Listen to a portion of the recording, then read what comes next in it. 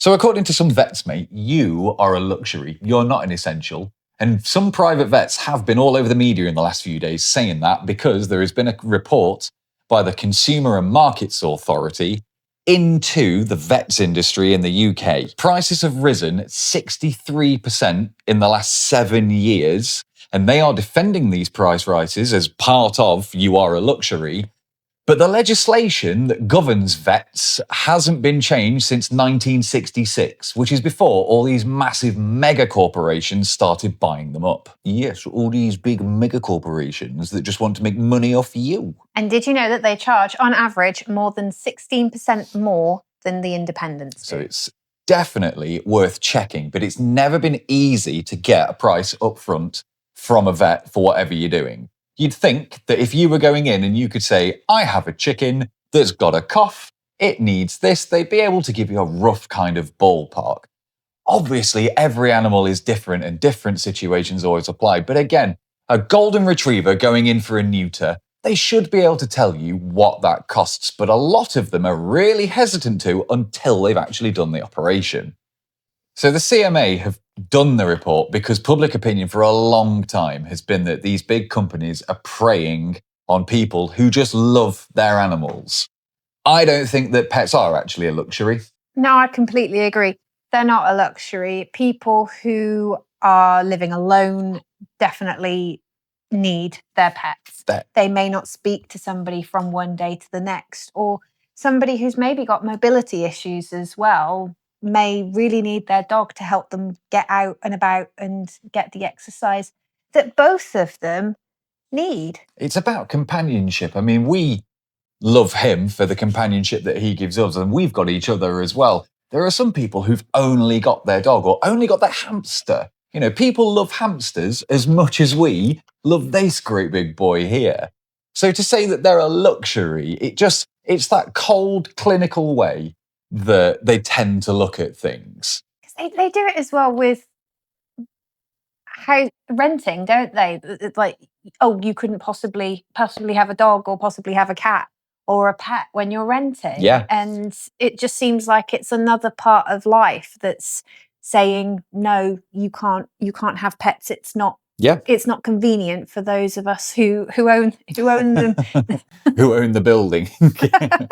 What with everything and everybody being online all the time nowadays, there's so much misinformation out there. So it is important for vets to try and keep some level of trust in their profession, because at the end of the day, most things, they do know what's the best treatment for your dog, because there is so much rubbish out there. Because if you go on any dog forum at any time and say, what's a good wormer, somebody will tell you to go and buy a big bag of rabbit's feet, because they hook on and they pull the worms out, which is useless. Not true. Fur is not Velcro. It just doesn't work. But that is the tip of the iceberg of all the information that's out there. So vets need to keep trusting the profession, but they don't do that by constantly raising the prices. So hopefully this is where this new report is going to make things a little bit easier on normal people. Because some vets will say to you, like, you can use human medications, but the thing is that it needs to be under direction. Yeah. Well, yeah. And there's some vets that will tell you that for your chickens, you can use medication that's meant for pigeons if you go to the right shop and ask the right thing. Because there's no kind of... You'd think that there were standards about these kind of things, but it turns out that there's actually so little oversight, just in the pet world in general, but there's so little oversight in the veterinary industry. But this is why they've done the report. So we'll go through the recommendations and how they hopefully will affect daily life depending on what animals you've got. So the first thing that they want to try and implement is that they want to make it easier to get cheaper medications online and without requiring a vet visit. And if you do go to the vet visit and they say you should get this medication, they should also have to tell you may be able to get this cheaper if you go online. Which also goes hand in hand with the next one, that they want to maybe have automatically written prescriptions for things that your dog needs frequently. Now, it's a bit unclear on that, but I really hope that covers dog wormers, because we use an industrial strength dog wormer with him that for some reason you can only get it on a prescription, because we want the DOT versions, because go and watch some of our other videos of me trying to give him a tablet. It just doesn't work, but the dot ones do. And I hate that I have to, every 3 months, trudge all the way to the vets just to pick up some medication. Whereas you can get other human grade medication delivered through the post. Why is it not the same with your dog? But anyway, that's a different rant for a different video. So the other recommendations are capping animal prescription costs at £16. Clear price information about what different procedures could cost. So neutering, for example, or different operations, you should know before you go in. And if it's going to cost you more than £500, a written quote first, so that you can decide and see if you can get it cheaper somewhere else or better somewhere else. To that, going alongside it, a searchable database of vets in the country with their prices clearly listed so that you can see, well, why is somebody else over there doing it for 50 quid cheaper? And they can try to actually drive the prices down for consumers. Clear prices about the cremation of pets and pet care plans, because we've been surprised by cremation costs before.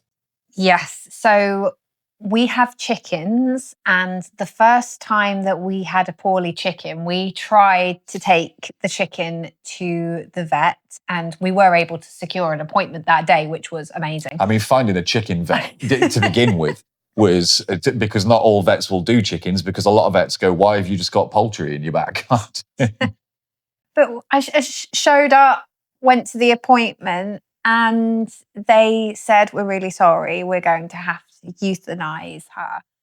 That will be £90, please. £90 for the... And was that including the cremation as well? That was including the cremation, but the chicken cost us £2.75 when we rescued her. So £90 to dispatch a chicken. To be fair, the vet was very kind and gave me a lesson in cervical dislocation for future reference. Yes, they did. So thankfully, they did show us the cheaper way to do it. But at that moment, because she'd already been in and they treated it, she'd already cost money. Well, they weren't going to let us take her away at that point. Well, yeah, either, because she was no more. The problem with having ex-battery and ex-commercial chickens like we do is that some of them will last 10 years after you've rescued them. Vicky, our old matron, is still going at 4, nearly 5 years old. Some of them, you get home and they've not made the journey back. They've died in the boot on the way. It really is a complete and utter coin flip as to where they're going to end up. So if you are... We thought we'd be doing the great thing, we'll rescue some chickens. It costs us less than £3 to find that it costs £90 for the end of life care if you do it properly through vets. And again, we didn't know where else we could go. I'm glad that they gave you that lesson in cervical dislocation. I've only had to do it once and it was the worst thing that I've ever had to do.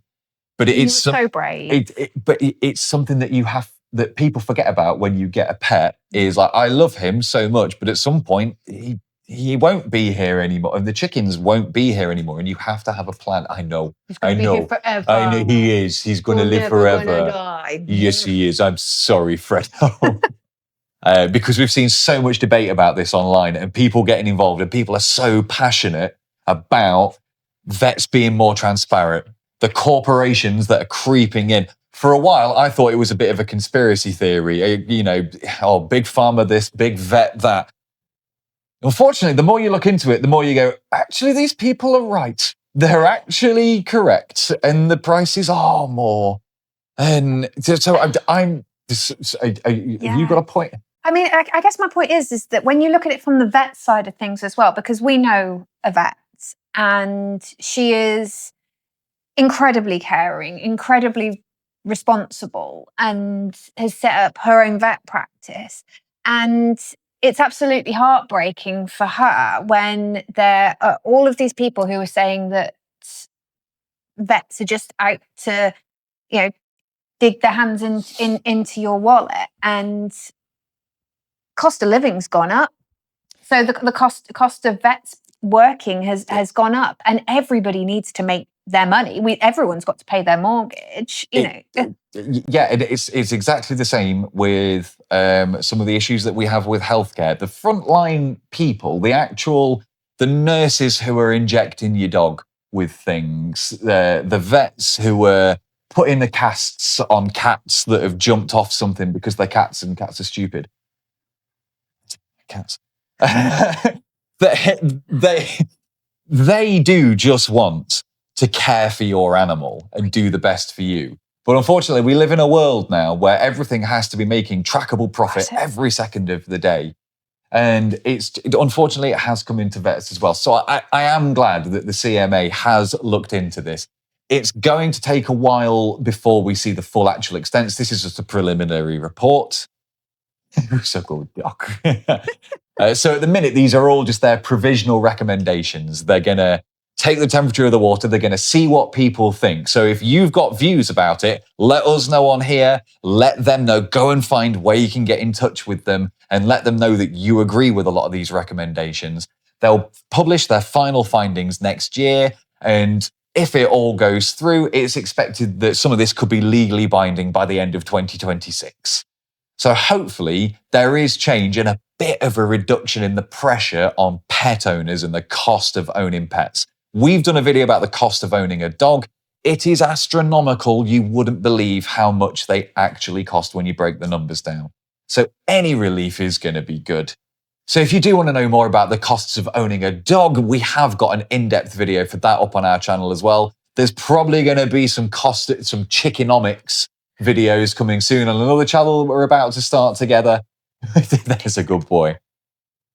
Vets are good people at the end of the day. You definitely need to listen to your vet, but that doesn't mean that the industry doesn't need some reform. So until next time, thank you so much for watching. Thank you so much for making it to the end. Look after yourself, and just as importantly, look after your dog. He's not a prop. We're letting him do what he needs to do naturally. Yes, mate. If you want to just show your back to everybody the whole time, that's fine. We ain't going to tell you off for that. You haven't got a specific place that you need to be in. And this collar is just a nice, normal neoprene one. There's nothing. See, demonstrating it in the moment. Am I pushing it too far? I think I might be pushing it too far now.